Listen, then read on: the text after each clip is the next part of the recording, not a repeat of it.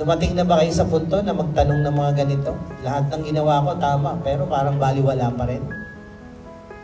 Kung kayo, si Zechariah at si Elizabeth, na ang tagal nyo nang naglilingkod sa Diyos, tagal nyo nang nag-church sa Judea, pero hindi pa rin sinasagot yung dasal mo, ano gagawin mo? Ayawan na? Ayawan na? Tama na, kakapagod to Lokohan lang ata to. Akala ko pag naglingkod ako sa Diyos, ginawa ko tama, akala ko pagpapalain ako. Bakit wala? Bakit walang blessing? Itong si Zechariah at si Elizabeth, ang daming pain na naramdaman dahil sa pangyayari. Pero nag-backslide ba? Tumigil ba sa paglilingkod sa Diyos?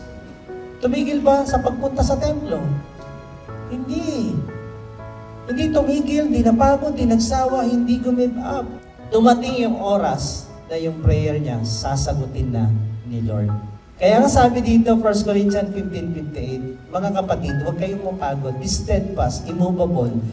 Tuloy lang sa paglilingkod sa Diyos, knowing that in the Lord your labor is not in vain. Walang sayang. Yung akala mo walang nangyayari, tuloy mo lang, may mangyayari yan. Tuloy lang, huwag kang mapagod. Hindi sayang ang paglilingkod sa Diyos. Hindi sayang yung pag-pray sa 10 names. Hindi sayang yung pag-Bible study. Hindi sayang yung pagbubuhat mo dito ng mga speaker. Hindi sayang. Galatians 6:9-10. Huwag kang mapagod, huwag kang magsawa sa paggawa ng mabuti. Dahil sa tamang panahon, aaning ka rin kung hindi ka susuko. Kailan darating yung moment mo when you are ready for this?